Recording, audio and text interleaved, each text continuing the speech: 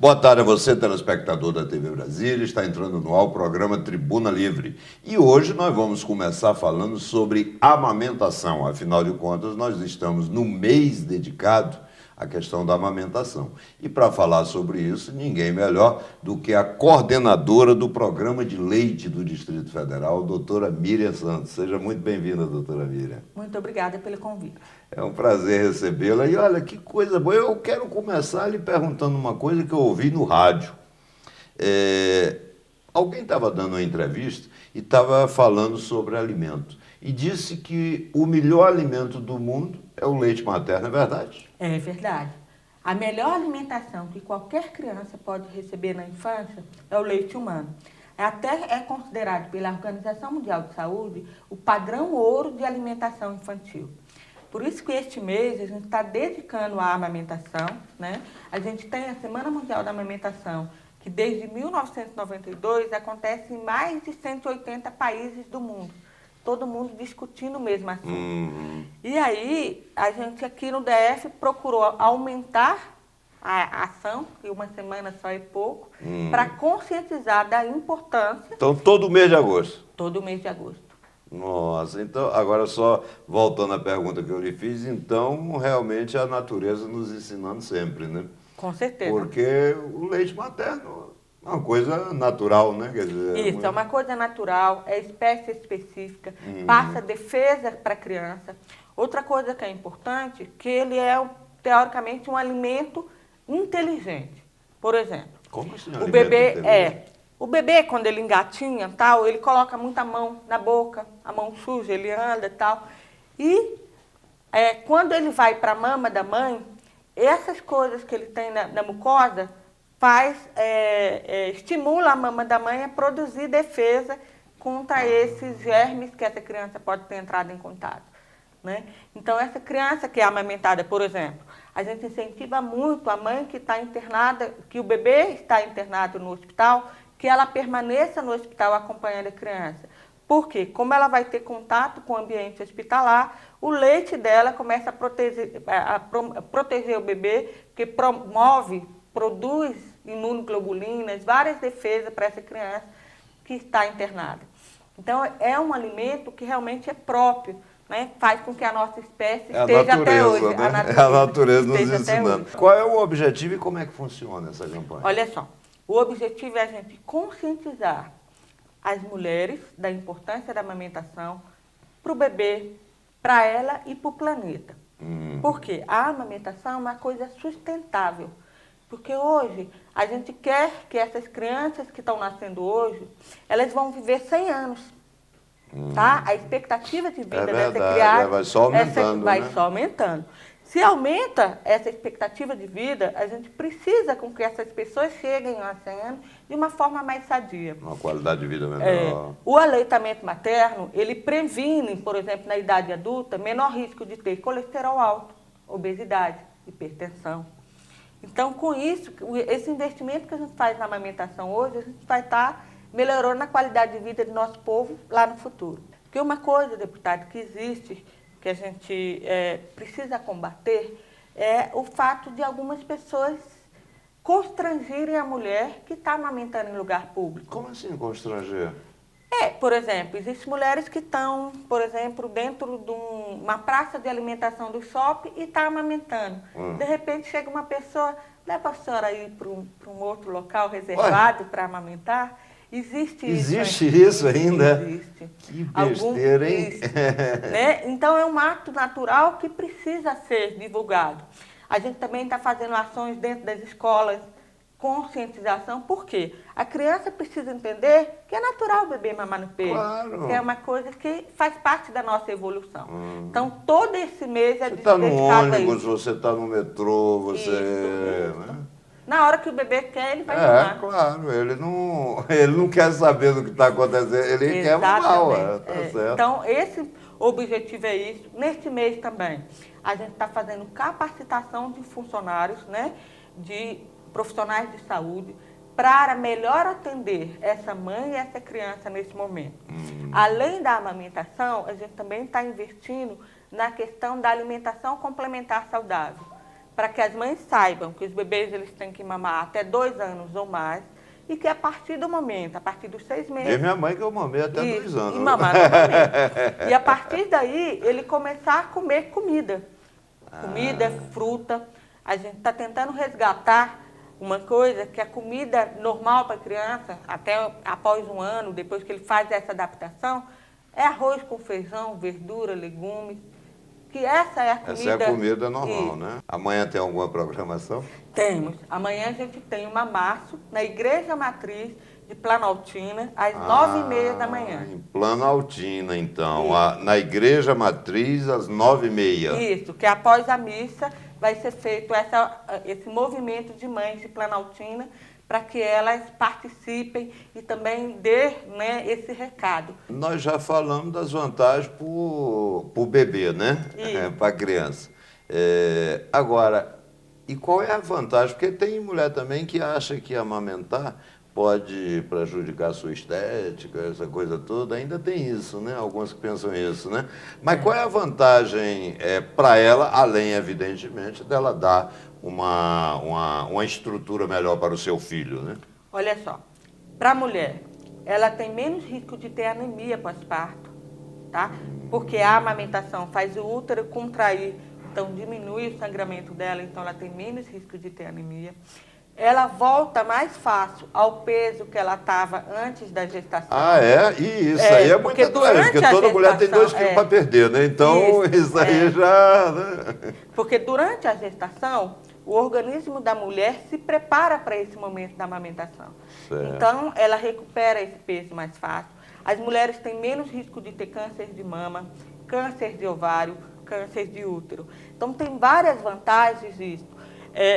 Outra coisa é o vínculo que se cria entre essa mãe e esse que é uma bebê. coisa assim invisível, né?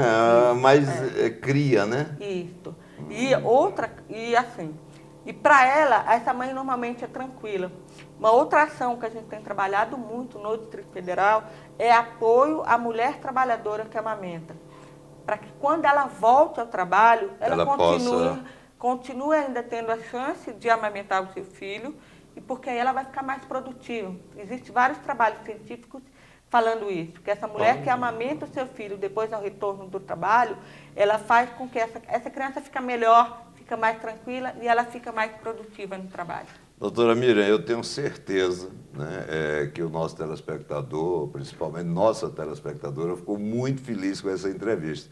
Mas, de repente, ela quer continuar a conversar com a senhora. Ela quer saber, entendeu, mais alguma coisa, de que forma ela participa. Como é que ela faz para entrar em contato? Olha só, ela pode entrar no 160, opção 4. 160, opção 4. Que é a central de amamentação, né? Não tem muita burocracia, não? Não, porque a pior coisa do mundo é a gente ficar falando com essa local, ela tem o local, ele tem agenda, onde é que está tendo atividade, ela pode saber. Tem como ela fazer doação de leite, tem como ela saber aonde procurar ajuda. Quer dizer que se ela está cuidando do seu filho em casa e tem leite sobrando, o programa pode ir buscar lá na casa dela? A gente vai em casa, a gente tem uma equipe do Corpo de Bombeiro Militar que faz todo o Distrito Federal em torno, coletando leite materno para oferecer dentro das UTIs neonatais do DF. Então o contato liga 160, aí na hora que atende, digita o 4. Digita o 4. E já vai para a central vai ter de um doação atendente de leite materno. E tem mais algum outro meio de comunicação? Tem sim. Através do site amamentabrasilia.saude.df.gov.br. Nesse site tem várias informações para a mãe. Dica de amamentação, dica de coleta, qual o local mais próximo que ela pode, né, ir procurar. E uma outra coisa importante, às vezes tem mãe que tem essas dúvidas que você fala. Se a amamentação é boa, se ela pode, por exemplo, se vai ter algum problema de estética em relação à amamentação. Então, dentro desse site, a gente preparou as principais dúvidas que as mulheres têm para elas procurarem. Olha, excelente, gostei demais, viu? Quero lhe Obrigada agradecer. pela oportunidade. Eu que quero lhe agradecer por a gente ter tido a oportunidade de ser útil, né, para os nossos telespectadores. E o Tribuna Livre volta já já.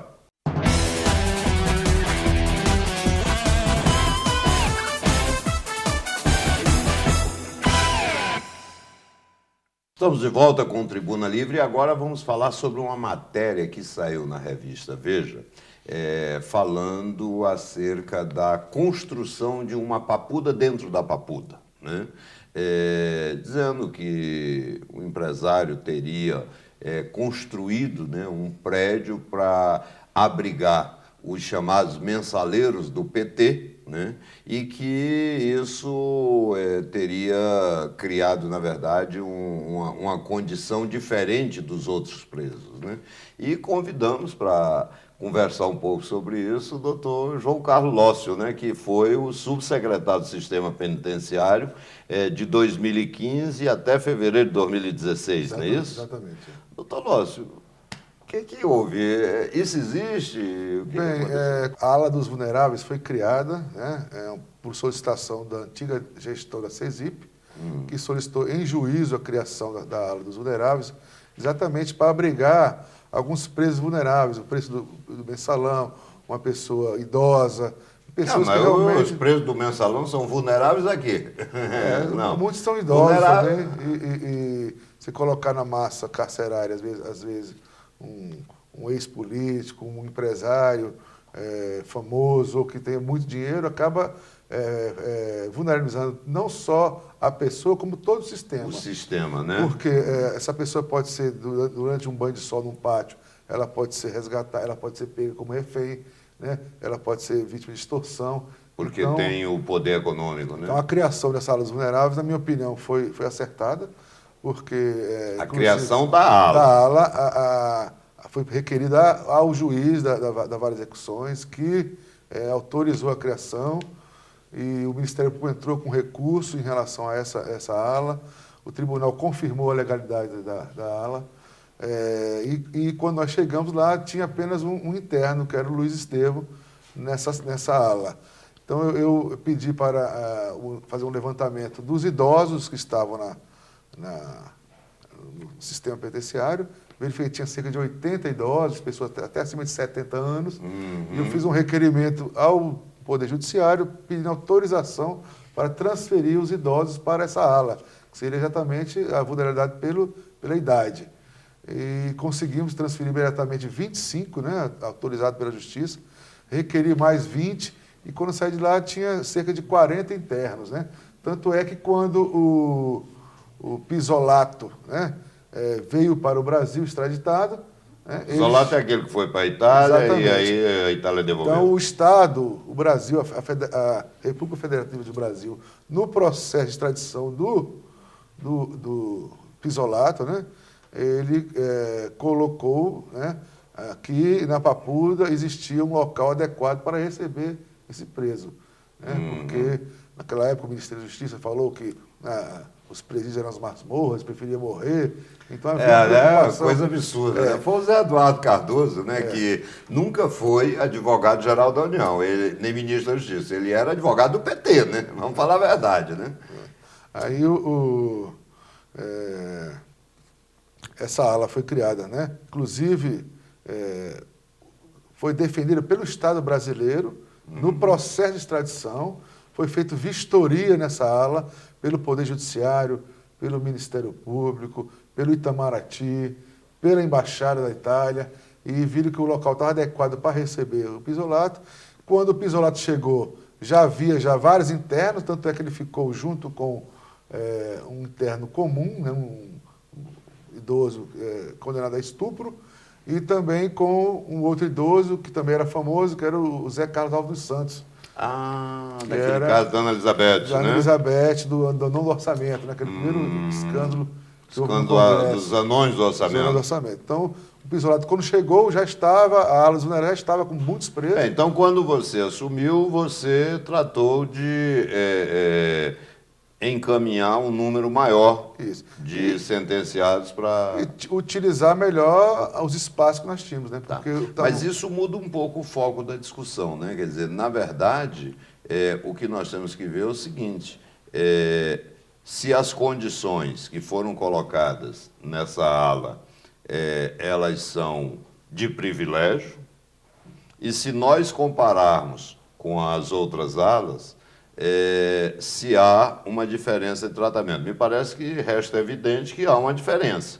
Agora, o correto é a gente ter alas daquela forma que é dado para todos, ou se é esse aqui, ou se é um meio termo nessa história. O correto é que todas tivessem uma condição melhor, né?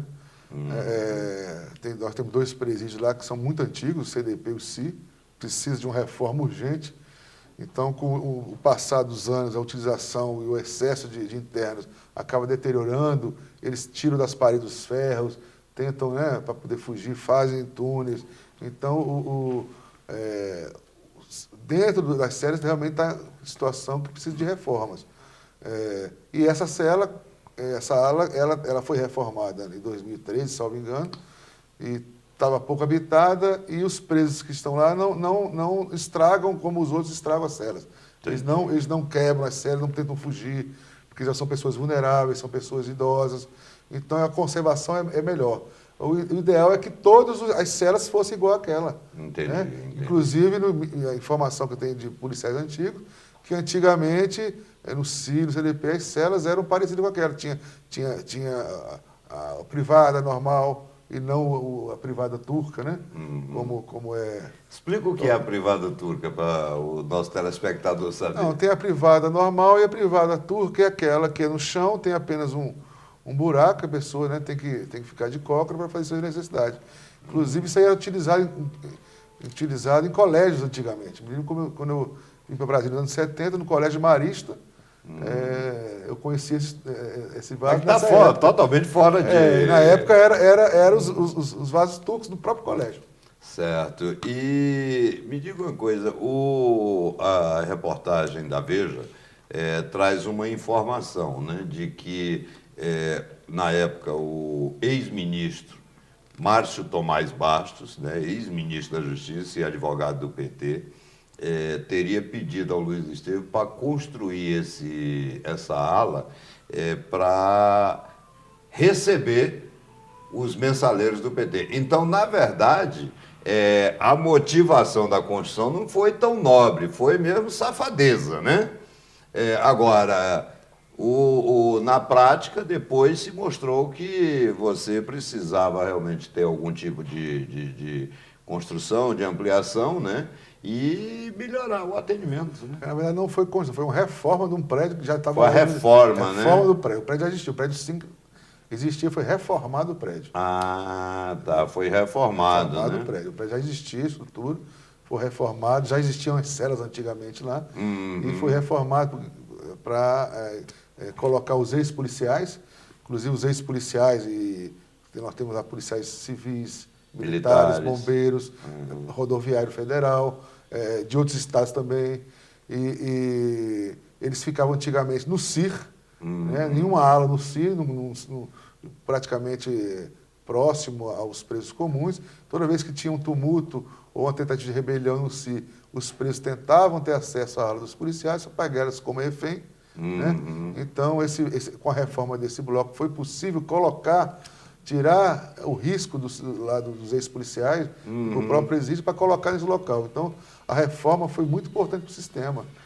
Certo, a reforma foi importante para o sistema, agora quem tinha que fazer era o sistema, né? Na verdade, o Estado é que tinha que fazer essa porque reforma. A partir do momento que você permite que o empresário faça, né, evidentemente que foge ao padrão, né? Exatamente, tem que ser o Estado que tem que fazer, né, essas reformas. E também não pode ser feita para político condenado, né? Tem que ser feito para todos. De jeito né? nenhum. Então, e quando nós chegamos lá, tivemos esse zelo, né, de colocar realmente quem tinha necessidade, né, quem tinha vulnerabilidade. Agora, a administração anterior do sistema prisional, no mínimo, foi conivente com tudo isso, né? Porque sabia a intenção, permitiu uma irregularidade, né? Porque, claro que o empresário não poderia reformar. Eu não posso dizer que eu não tenho conhecimento realmente Como é que não, foi não li essa nem coisa, a reportagem, né? eu não tenho conhecimento dos fatos anteriores, né? Mas hoje está sendo muito bem utilizado lá essas alas dentro desse prédio. Agora, tem até um episódio interessante, só para a gente poder encerrar esse bloco, né? que no governo Agnello, né, aconteceram coisas inusitadas, né? O Agnello, naquele governo lá dele, entrou escondido no presídio, segundo informações, para pegar orientação do Zé Dirceu, que estava preso lá, né? Só o Agnello mesmo, viu? Porque todo mundo tenta sair escondido do presídio. Ele tenta entrar. Que coisa, né, rapaz? Realmente, ele é o rei da mediocridade, né? E o Tribuna Livre volta já já agradecendo ao doutor Lócio.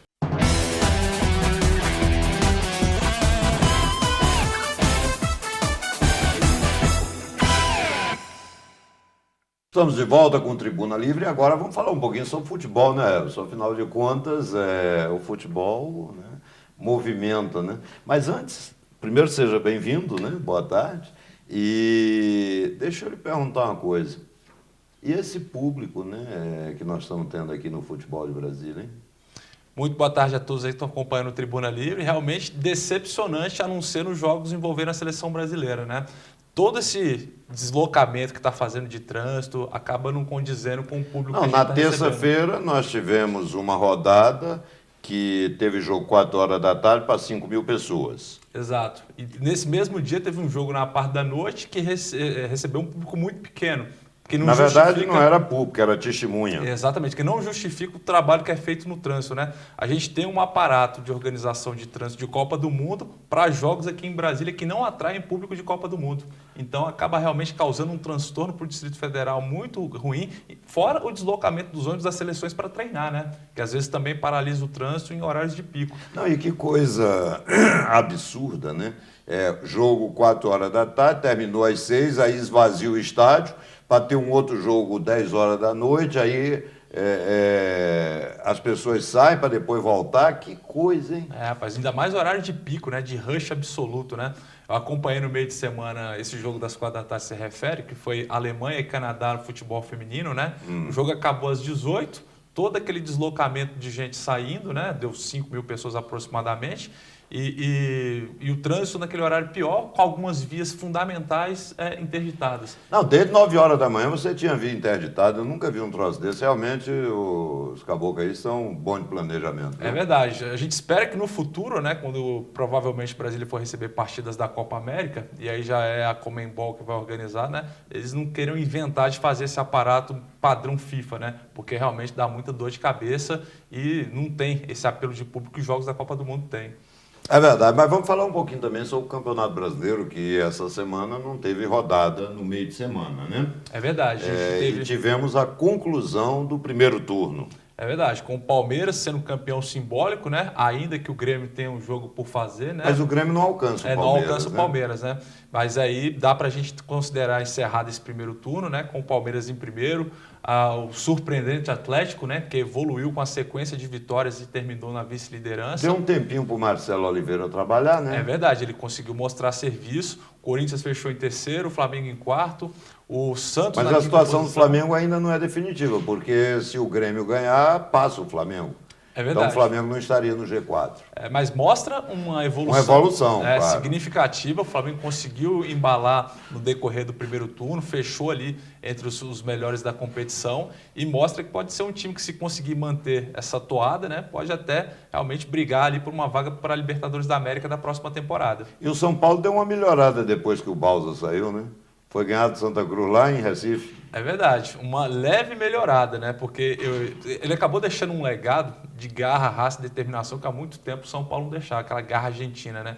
Então acabou sendo interessante isso que ele deixou de contribuição. Agora vamos ver essa sequência do São Paulo, porque realmente tem oscilado muito, tem sido muito irregular, né? E lá embaixo nós temos o América Mineiro, parece que com ingresso já comprado para a segunda divisão, né? É verdade. O Cruzeiro deu uma reagida, né, no encerramento da última rodada do primeiro turno e subiu ali para a antepenúltima posição sob o comando do Mano Menezes, mas vai precisar remar muito forte. Conseguiu um belo empate contra o Corinthians. É verdade, o jogo já parecia perdido, por isso ele conseguiu subir essa posição. Aliás, o Corinthians foi beneficiado com a arbitragem. É verdade, teve um pênalti claríssimo, né? Não, aquilo não foi pênalti, aquilo foi tentativa de assassinato. É verdade, a né? saída do Cássio horrorosa. foi no joelho do jogador, né? era para marcar o pênalti e expulsar o Cássio, né? É verdade, o certo seria fazer isso. Que era o último, né? Isso, e a arbitragem brasileira agora que tem incentivo financeiro, né, para o melhor trio, para o melhor árbitro, acaba continuando a deixar a desejar, não tem aplicado a regra como tem que se aplicar, e aí a gente vai tendo esses problemas. A arbitragem, Everson, ela tem modificado os resultados, porque você veja,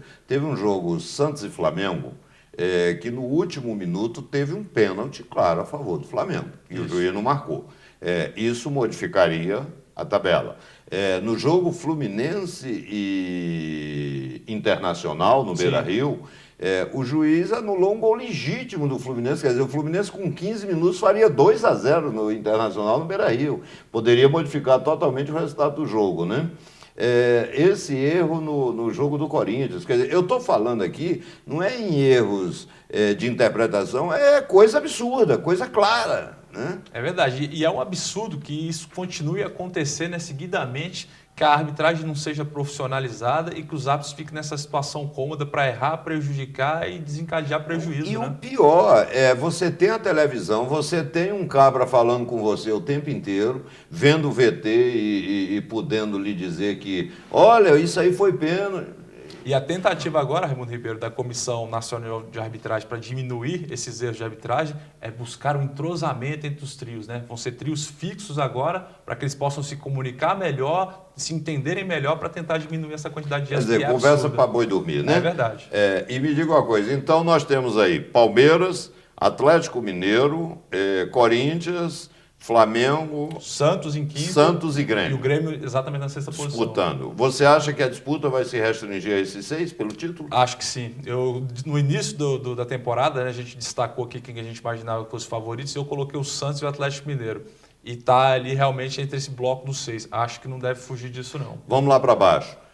América Mineiro, Curitiba, Botafogo, E Cruzeiro, Figueirense, Santa Cruz e Vitória. Exatamente. Serão as equipes que de fato vão Os 4, pegar. o time dos 4 vai estar por aí mesmo. Vai estar por ali. E realmente vão ter que remar bastante nesse segundo turno do Brasileiro que começa nesse final de semana, né? Vamos ter o Fluminense enfrentando o América, o Corinthians enfrentando o Grêmio. O segundo turno começa agora muito embalado para ver quem é que realmente vai se sustentar ali na ponta e quem vai conseguir sair dessa zona do O rebaixamento. Inter corre risco de entrar nessa zona?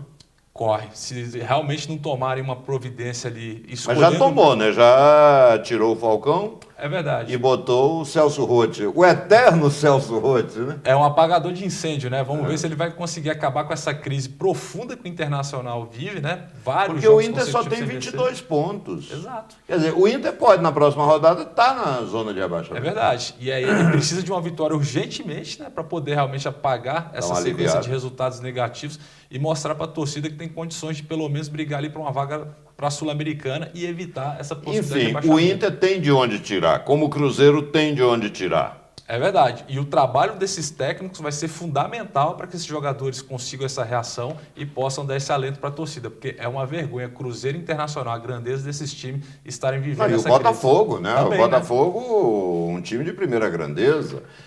Mas o Botafogo, eu acho que não vai ficar nessa zona de rebaixamento, não.